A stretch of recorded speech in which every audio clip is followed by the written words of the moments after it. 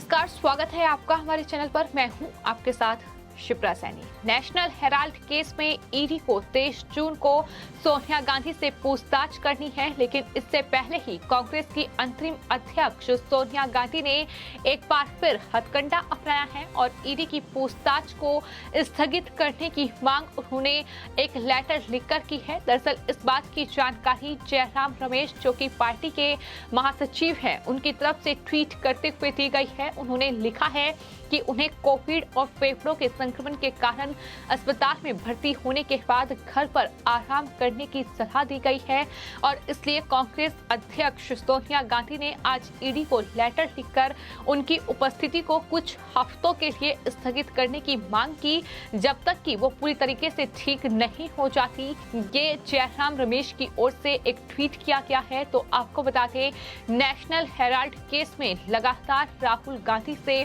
कड़ी पूछताछ ईडी कर रही है और सोनिया गांधी से भी पूछताछ होनी थी। 23 जून को ईडी के दफ्तर सोनिया गांधी को पहुंचना था, लेकिन उससे पहले ही ये लेटर ईडी के अधिकारियों को लिखा गया है। अब सवाल ये है कि क्या ईडी के अधिकारी इस लेटर का जवाब देंगे, क्या उनकी पूछताछ को स्थगित किया जाएगा या फिर ईडी सोनिया गांधी से पूछताछ करेगी। फिलहाल आपको ये बता दें कि ईडी की ओर से सोनिया गांधी और राहुल गांधी को समन भेजा गया था, जिसमें पहले समन में 2 जून को राहुल गांधी से पूछताछ होनी थी, तो वहीं 8 जून को सोनिया गांधी से भी पूछताछ इस पूरे मामले में होनी थी। लेकिन वहीं 2 जून को राहुल गांधी पूछताछ के लिए नहीं पहुंचे। उनकी तरफ से ये कहा गया कि वो विदेश में हैं। हालांकि इसके बाद राहुल गांधी जरूर ईडी के दफ्तर गए हैं, लेकिन वहीं सोनिया गांधी ने 8 जून को ये कहकर पूछताछ में वो नहीं पहुंची कि वो कोरोना पॉजिटिव हैं और इसलिए वो ईडी के दफ्तर नहीं जा सकती हैं। और इसके बाद एक और समन जो है वो सोनिया गांधी को दिया गया। इसके बाद सोनिया गांधी अस्पताल में एडमिट हो गई और अब 23 जून को पूछताछ के लिए ईडी के दफ्तर पहुंचना था। लेकिन इससे पहले ही ये खबर सामने आई है कि जयराम रमेश, जिन्होंने ये जानकारी दी है, उन्होंने कहा है कि अभी वो अस्पताल में एडमिट थी, इसलिए उन्हें आराम की सख्त सलाह दी गई है, इसलिए वो ईडी के दफ्तर नहीं जा सकती हैं। ये तमाम चीजों का जिक्र उनकी तरफ से दिया गया है। हालांकि आपको ये बता दें कि कांग्रेस की अंतरिम अध्यक्ष सोनिया गांधी सोमवार को अस्पताल से लौट आई हैं। उन्हें कोरोना से हुई परेशानियों की वजह से 12 जून को सर गंगाराम अस्पताल में भर्ती कराया गया था और 2 जून को वो कोरोना संक्रमित हो गई थी। हालांकि इस तरीके की खबरें भी सामने आई कि क्या ईडी की पूछताछ से बचने के लिए ये तमाम हथकंडे अपनाए जा रहे हैं। क्या इस तरह से अचानक ईडी का समन जाता है और सोनिया गांधी बीमार हो जाती है, इसके पीछे कोई खास वजह है? क्या इस तरह से पूछताछ से बचने के लिए ये हथकंडा अपनाया जा रहा है? ये तमाम सवाल हैं जो सोशल मीडिया यूजर्स की ओर से पूछे गए थे। हालांकि सोनिया गांधी के स्वास्थ्य को लेकर जो जानकारी कांग्रेस पार्टी के तमाम नेताओं की ओर से दी जा रही है, उसमें उनके प्रवक्ता की ओर से ये कहा गया है कि सोनिया गांधी बीमार हैं और 12 जून को उन्हें हॉस्पिटलाइज किया गया था। इसके बाद सांस नली के निचले हिस्से में फंगल इन्फेक्शन हुआ और इस बात का पता चला तो उन्हें हॉस्पिटलाइज किया गया। इस बात की जानकारी कांग्रेस पार्टी के नेताओं की ओर से दी गई थी। लेकिन सवाल यही है कि 23 जून को इस पूरे मामले में ईडी को सोनिया गांधी से कड़ी पूछताछ करनी है, क्योंकि एक तरफ राहुल गांधी से ईडी के अधिकारी 5 दिन तक पूछताछ कर चुके हैं। करीब 54 घंटे तक राहुल गांधी से इस पूरे मामले में पूछताछ हुई है, लेकिन अब सवालों का सामना सोनिया गांधी को करना था। अब इंतजार ईडी के जवाब का है कि आखिर ईडी के अधिकारी इस पूरे मामले में सोनिया गांधी के इस लेटर का क्या जवाब देते हैं। क्या पूछताछ को कुछ और दिनों के लिए स्थगित किया जाता है या फिर ईडी के अधिकारी कल सोनिया गांधी को पूछताछ के लिए बुलाएंगे और क्या सोनिया गांधी ईडी के दफ्तर पहुंचेगी, ये बड़ा सवाल है जो इस वक्त बना हुआ है। हालांकि ईडी की जांच से बचने के लिए तमाम हथकंडे भी अपनाए गए हैं। फिलहाल आपको ये बता दें कि ये पूरा मामला नेशनल हेराल्ड केस, जिसमें सुब्रमण्यम स्वामी की ओर से राहुल गांधी और सोनिया गांधी पर धोखाधड़ी करने का आरोप लगाया गया है। इस पूरे मामले में ईडी ने जब छानबीन शुरू की तो उसके बाद कांग्रेस की अंतरिम अध्यक्ष सोनिया गांधी और राहुल गांधी पर शिकंजा कसा गया।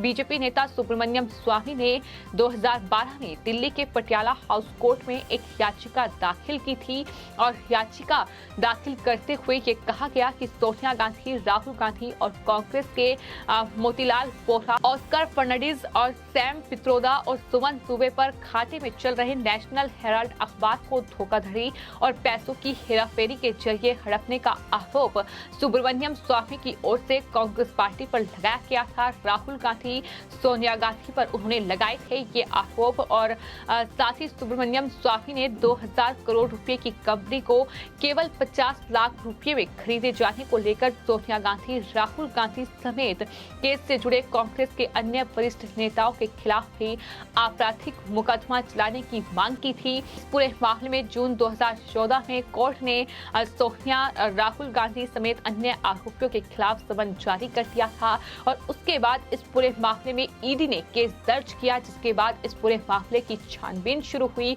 और उसके बाद अब ईडी ने सोनिया गांधी और राहुल गांधी को इस पूरे मामले में समन भेजा है। पूछताछ उनसे होनी है, लेकिन पूछताछ से बचने के लिए न सिर्फ इस तरह से ईडी के समन को दरकिनार किया जा रहा है, उसे एक तरीके से नजरअंदाज किया जा रहा है, बल्कि दूसरी तरफ जिस तरह से कांग्रेस पार्टी लगातार सड़क पर हंगामा बरपा रही है, जिस तरह से लगातार केंद्र सरकार पर तमाम टिप्पणियां कर रही है, केंद्र सरकार केंद्रीय जांच एजेंसियों का दुरुपयोग कर रही है, इस तरीके का आरोप तमाम नेता लगा रहे हैं और राहुल गांधी और सोनिया गांधी को राजनीतिक साजिश के तहत फंसाया जा रहा है। इस तरीके के आरोप भी राजस्थान के मुख्यमंत्री अशोक गहलोत, छत्तीसगढ़ के मुख्यमंत्री भूपेश बघेल की ओर से भी लगाए गए हैं। तो तमाम आरोप जो हैं वो केंद्र सरकार पर लगाए जा रहे हैं, लेकिन एक बड़ा घोटाला है जिसमें जो 70% जो शेयर है वो राहुल गांधी, सोनिया गांधी के पास है। तो सवाल यही है कि क्या राहुल गांधी और सोनिया गांधी सवालों का जवाब देने से बच रहे हैं। हालांकि ईडी की पूछताछ जो है राहुल गांधी से हो चुकी है। अभी अगली पूछताछ के लिए समन राहुल गांधी को नहीं भेजा गया है और माना जा रहा था कि सोनिया गांधी से जब पूछताछ होगी तो उसके बाद राहुल गांधी से एक बार फिर ईडी इस पूरे मामले में कड़ी पूछताछ कर सकती है।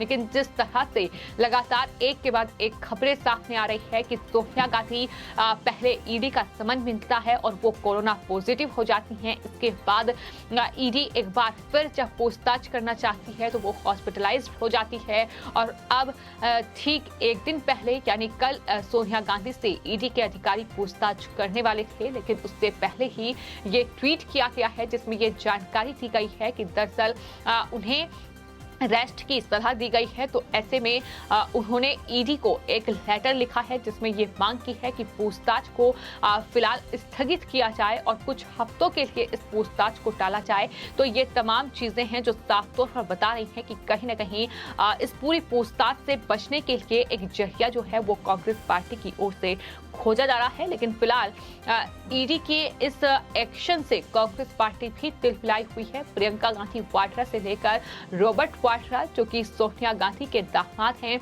इसके अलावा पूरी की पूरी कांग्रेस पार्टी, उनके तमाम नेता एक के बाद एक ट्वीट कर रहे हैं, केंद्र सरकार पर हमलावर हैं, केंद्रीय जांच एजेंसियों पर तमाम आरोप मढ़े जा रहे हैं। तो इस तरीके का सिलसिला लगातार जारी है। लेकिन फिलहाल बड़ी खबर यही है कि कल सोनिया गांधी से इस पूरे मामले में पूछताछ होनी है। ईडी के दफ्तर सोनिया गांधी को पहुंचना है, लेकिन उससे ठीक पहले ये लेटर जो है वो ईडी को लिखा गया है। अब लेटर का क्या जवाब आएगा, इसका इंतजार हर किसी को है। क्या ईडी सोनिया गांधी को कुछ और वक्त देगी या फिर कल ही इस पूरे मामले में सोनिया गांधी से कड़ी पूछताछ होगी, ये फिलहाल सवाल बना हुआ है। फिलहाल आपकी इस पूरे मामले पर क्या राय है, हमें कमेंट बॉक्स में जरूर लिखें और चैनल को सब्सक्राइब करें। धन्यवाद।